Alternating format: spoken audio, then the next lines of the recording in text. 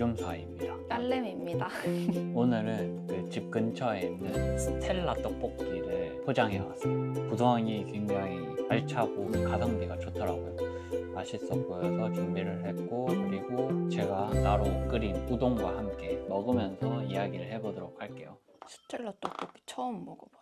저도 스텔라 떡볶이 처음 먹어봐요. 저는 원래 떡볶이를 그렇게 좋아하지 않거든요. 또 떡볶이는 잘 안 먹었어. 근데 오늘 이제 떡볶이가 생각이 나서 한번 준비를 해봤습니다. 엄청 바삭바삭한 소리가 나네요. 어떻게 뭐 그냥 찍어 먹으면 돼요? 찍어서. 이게 이렇게 붙어있는 이게 엄청 맛있다더라고요. 바삭바삭하고 카레향이 엄청 좋네요. 은은하게 나는 게. 기본적으로 제가 좋아하는 떡볶이의 그 맛이에요. 순한 맛인데도. 다음에는 이거보다 조금 더 매운맛으로 도전해 볼게요. 네. 얘는 후추 닭강정? 튀김만. 아, 시즈닝 맛집이네. 맛있다. 모든 음식이 다 내돈내산입니다. 저번에 통법에 대해서 이야기를 했었는데, 오늘은 좀 더 딥하게 그러면 현명하게 싸우는 법.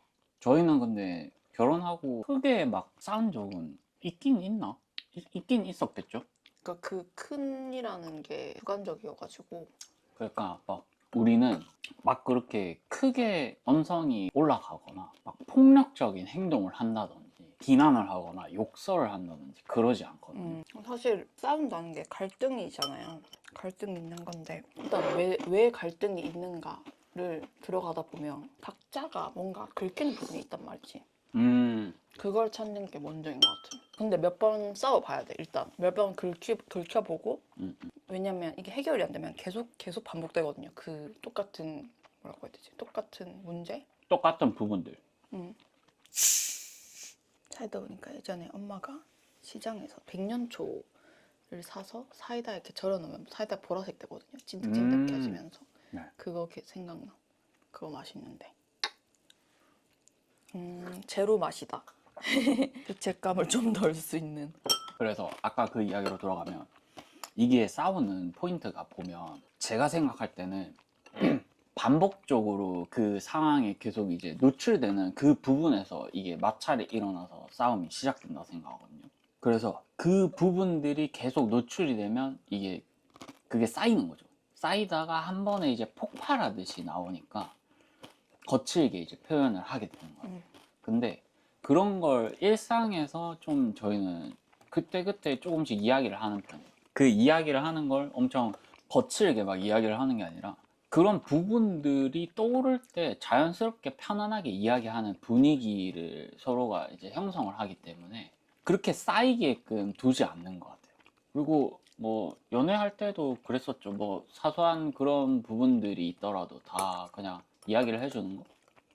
초반엔 잘 안 됐던 걸로 저 기억하는데 저는 최대한 좀 그러니까 숨김이 없어야 편안하다고 생각했거든요. 우리의 관계가. 만약에 내가 뭐 숨기는 게 있다면 엄청 이제 그런 것들을 신경을 쓰면서 생활을 해야 되는 거잖아요. 저는 좀 그런 것들을 좀 중요하게 생각을 하고 어떤 뭐 포인트나 그런 감정이 건드려지는 부분이 있거나 그랬으면 그때 이제 좀 이야기를 했었던 것 같아요. 저는 좀 처음에 제가 어떤 상태라는 거를 표현하는 게 되게 어려웠는데 연습을 한 것 같아요. 메타인지가 이제 점점 늘어가는 거죠. 처음엔 진짜 낮았다고 표현해야 되나? 저는 다 저 같은 줄 알고 그러니까 메타인지가 낮으면 다 자기 같은 줄 알고 다 저 사람도 나처럼 생각할 거야 라고 생각하니까 이게 근데 왜 저렇게 하지? 되면서 그게 싸움이 되는 것 같은데 메타인지가 딱 되는 순간부터 저 사람도 이런 사람이고를 인정하게 되고 나도 나는 이런 사람이구나 내가 무의식적으로 생각하는 거 막 그런 것들을 말로 표현을 객관적으로 하게 되면 그게 약간 메타인지가 좀 올라간다 생각하거든요. 그래서 나는 이러할 때 이런 상태다 라고 저를 제 뇌 속을 중계하듯이 좀 했던 것 같아요. 그러니까 처음에 약간 그거조차도 되게 자존심이 상한다는 느낌이 들었거든요. 맞아요. 이거는 저도 연애 초반에는 그런 게 좀 있었던 것 같아요. 이야기 지금 듣다 보니까 자존심이 좀 건드려지는 느낌? 뭐 예를 들어 뭔가 이렇게 내가 긁히는 부분이 있어서 거기서 화를 내면 차라리 제가 자존심이 살잖아요. 근데 내가 거기서 지금 내가 화가 나는데 라고 표현하는 것 자체가 화를 내는 건 아니잖아요. 내가 이렇다라고 표현하는 거지. 내가 지금 화가 나는데 이렇게 하는 게 아니고 내가 지금 그런 말을 들으니까 나는 화라는 감정이 올라온다 라고 말을 하니까 이게 그 화랑 나랑 동일시 안 되고 그 떨어진 상태에서 보게 되고 그거를 계속 하면서 특히 저는 많이 눈물공주라고 했잖아요. 우는 거에 있어서도 그게 되기 시작하고 그래서 되게 편안해졌던 것 같아요. 어떤 감정이 올라와도 예전에는 되게 그 감정이 불편하고 막 저항하고 싶고 이랬으면 이제 어떤 감정이 올라와도 그냥 그거를 말할 수가 있어요. 지금 내가 이런 상태다라고 이런 감정이다 이렇게 그게 더 이상 자존심 상하는 느낌이 안 들어요. 저는 또 생각이 들었던 게 감정을 이렇게 표출을 강하게 하는 게 지금 생각해보면 조금 더 부끄러운 것 같아요. 나에 대한 절제, 나에 대한 이 컨트롤이 되지 않는다는 걸 반증하는 거거든요.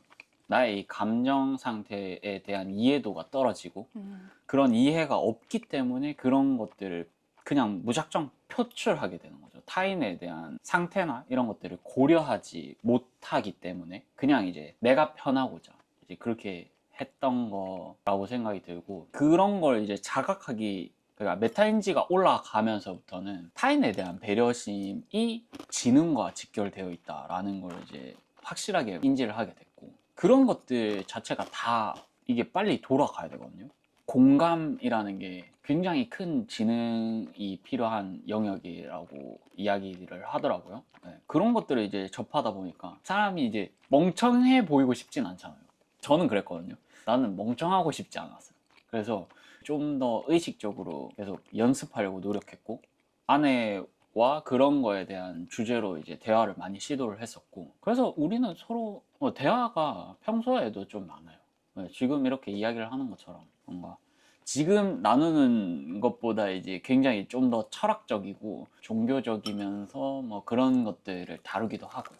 네, 이제 기본은 이제 대화를 평소에도 좀 많이 한다. 그리고 대화를 나누는 게 편안하죠. 네, 부담스럽거나 뭔가 막 벌 서는 느낌, 막 혼나는 느낌이 아니라 아주 편안한 그 대화가 이어지기 때문에 나의 생각을 자유롭게 이야기를 할 수 있는 분위기 그리고 서로가 뭐 너무 터무니없는 이야기를 하더라도 그걸 막 깔보거나 막 무시하거나 그런 거는 서로가 조심하자고 이제 이야기를 전에도 했었어요. 네.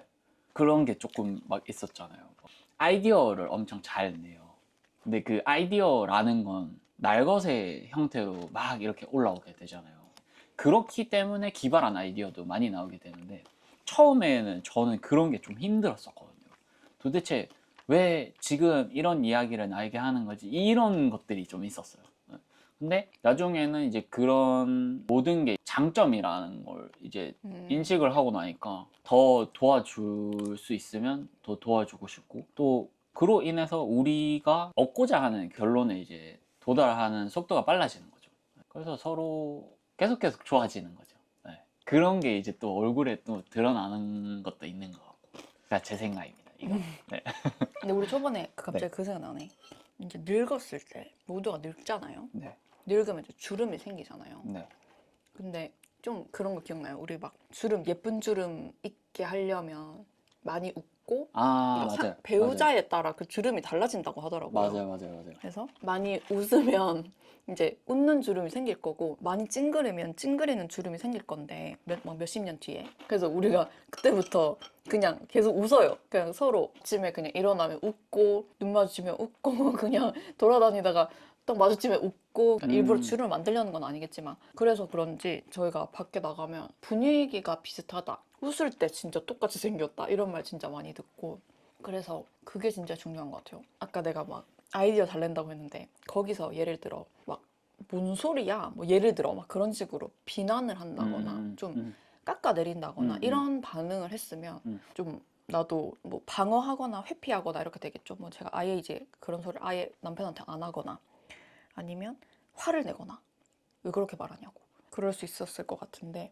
근데 제일 중요한 게 그거 같아요. 그냥 무슨 말을 배우자가 해도 좀 받아들여 주는 거 그게 습관이 되는 것 같아요. 그 반응이 상대방의 말이나 행동에 대한 내 반응이 습관이 돼서 계속 상황이 계속 반복되는 거죠.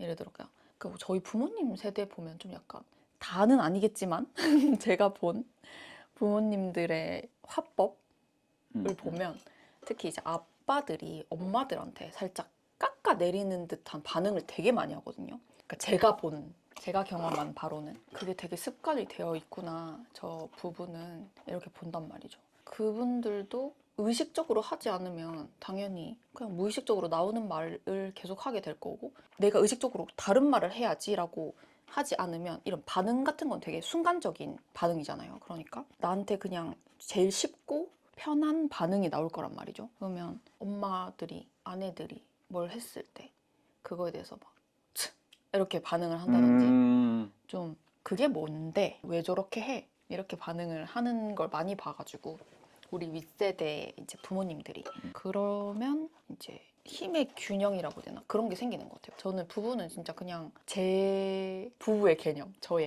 배우자는 나의 진짜 그 거울이라고 엄청 많이 얘기하잖아요. 저는 이게 부부가 결혼을 해서 생활을 하는 게 각자에 대해서 더 알아갈 수 있는 시간이라고 생각해요. 그러니까 이 사람에 대해서 알아가는 게 아니라 나에 대해서 알아가는 거지. 왜냐면 이 사람이 나의 뭔가 엄청 긁는 부분도 이 사람이 긁어주는 거고 뭐 좋은 것도 이 사람이 찾아주는 거고 안 좋은 것도 이 사람이 찾아주는데 거기서 네가 메타인지가 될 거냐 안 될 거냐 그거는 진짜 자기 선택인 것 같아요. 그래서 긁혔어.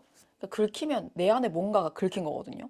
절대적인 긁힘은 없어요. 뭔가 이 사람이 어떤 걸 말했는데 내가 갑자기 긁혀. 그거를 끄집어낼 수 있는 기회가 생기거든요. 근데 그걸 끄집어내지 않고 계속 그냥 부딪히기만 한다면, 긁히기만 한다면 죽을 때까지 긁히는 거예요. 근데 내가 뭐 긁혔는데 어느 날 갑자기 내가 왜 이거에 긁히지? 라고 말을 했을 때 이분이 무슨 소린데 이렇게 안 하고 받아들여주면 이게 대화가 되거든요. 그러니까 서로 받아주는 거, 서로 뭔가 내가 이렇다라고 했을 때 그거를 뭔가 폄하하거나 이렇게 하지 않고 회피하거나 막 부정하거나 맞아. 그렇게 하지 않고 받아들여 주면서 같이 고민해 주는 거. 그러면 진짜 저는 그것만으로 그냥 부부는 완전하다? 그러니까 완전하다가 와 퍼펙트하고 막 되게 저 사람 저 두 부부는 완전 꼭 맞다. 막 잘 맞는다 이게 아니라 그렇게 해서 계속 알아가는 거? 좀 딱 맞다라는 게 이런 과정을 엄청 많이 겪었을 거예요. 서로가 서로의 이 부분을 맞춰가면서 대화를 많이 나눴으니 나타나는 결과거든요, 그거는. 그냥 처음에 뭐 바로 뿅 맞는 사람도 있겠죠. 근데 보통은 그쵸, 보통은. 그러니까 이제 막 어른들 하는 말이 뭐 결혼 막 한 2, 30년 차 되니까 이제 좀 뭔가 알 것 같다. 뭐 이렇게 표현들 하는 것들을 봤었는데 그런 걸 이제 빨리 하실 수 있다는 거죠. 그러니까 신혼이더라도 서로에 대한 존중감과 배려를 기본으로 깔고 있으면 그리고 대화가 편안하다면 너무나도 편안한 가정을 이룰 수가 있겠죠. 저는 그 결혼 전부터 좀 그런 게 있었어요. 집이 편안하면 좋겠다라는 생각이 있었거든요. 저는 저희 부모님이랑 같이 있을 때 생각을 해보면 그렇게 편안한 느낌을 못 받았었던 것 같아요. 그래서 막 학창 시절에는 집에 들어가는 걸 싫어했었고 집이 주는 그 안정감이 좀 없었던 것 같아요. 그래서 이제 나는 크면 편안한 분위기에 가정을 난 이루고 싶다라는 생각이 좀 강하게 있었던 것 같아요. 그래서 이런 대화, 사소한 대화도 좀 편안하고 뭐 밥을 먹는 거나 그냥 집에서 이렇게 가족을 봤을 때 편안하고 행복하고 평온하고 크게 뭔가 막 특별한 뭔가가 있지 않더라도 네. 그런 무난한 있죠. 무난함. 그걸 원했던 것 같아요. 제일 어렵지 않나? 그렇죠. 무난함. 그렇죠. 근데 이제 그걸 목표값으로 두고 이제 가기 때문에 크게 벗어나는 상황이 생기더라도 돌아갈 포인트가 있기 때문에 다시 돌아갈 수가 있는 거죠. 또 막 그런 말도 들었었거든요. 애를 낳으면 또 달라진다. 뭐 이런 이야기를 듣기도 했었는데 뭐 애 낳으면 너희 뭐 편안할 것 같지? 막 이런 이야기들을 하시는 분들도 계신데 근데 저는 그걸 다 듣진 않거든요. 왜냐하면 그거는 그 사람들의 경험 썰인 거잖아요. 저는 저만의 이 경험을 하게 될 거거든요. 온전한 나의 경험을 하게 되는 거죠. 그래서 아, 뭐 저런 이야기도 하는구나 정도 샘플로는 들을 수 있겠지만 뭐 그렇게 크게 신경을 쓰지 않으려고 많이 노력하는 편입니다. 저 책 추천하고 싶어가지고 이 책인데 이 책을 읽고 좀 감정에 대해서 그 메타인지가 엄청 올라가진 것 같아요. 저에게 나 스스로 좀 공감도 할 수 있고 나를 공감할 수 있으니까 다른 사람들도 공감할 수가 있었어요. 자기 스스로 공감할 수 없는데 다른 사람 공감 절대 못하는 것 같아요. 제가 그전엔 아예 안 됐었는데 이 책을 읽고 진짜 공감이 뭔지를 알게 된 진짜 감사한 책. 진짜 추천합니다. 제가 이걸 읽고 이건 진짜 전 국민이 다 읽어야 된다. 진짜 그 정도로 전 국민이 뭐야? 전 세계 사람들이 읽어야 된다. 이렇게 생각을 하고 저희 엄마한테 사서 선물해주고 저희 시어머니 선물해드리고 맞아요. 네, 시동생 선물해주고 이제 주변에 다 선물해줬어. 엄마도 이거 읽고 되게 엄청 치유받으시고 너무 좋은 책입니다. 진짜 꼭 읽어보세요. 이거는 도서관에서 빌려서 읽어보시면 무조건 사게 될 겁니다. 진짜. 책 추천 2탄. 여보. 내면 아이의 상처 치유하기. 사실 제가 이걸 해야겠다. 약간 내면 아이 이런 거 막 많이 있잖아요. 영상도 많고 책도 많고 한데. 내면 아이가 뭔데요? 한번 설명을 해주시면 좋을 것 같아요. 그러니까 내면 아이라는 게 어렸을 때부터 상처받은 기억, 막 그런 슬픈 기억, 풀리지 않은 그런 감정들이라고 보시면 될 것 같고 여기 나오는 게 그러니까 지금 내가 너무 외롭고 힘들고 고통스러운 건 내 안에 상처받은 어린아이가 있기 때문이다. 상처받은 내면 아이와 화해하고 사랑을 베풀자. 이렇게 하면서 어떻게 해야 되는지를 가르쳐주는 책인데 이전에도 제가 막 내면 아이 이런 책을 읽었었어요. 근데 너무 뭔가 하기 힘든 솔루션들이 많았단 말이에요. 잘 안 되는? 특히 전 상상이 잘 안 돼가지고 막 상상해가지고 막 아이를 안아주고 막 이런 게 나오는데 사실 저는 약간 너무 티라서 그런지 모르겠는데 그게 잘 안 되더라고요. 되는지도 모르겠고 사실.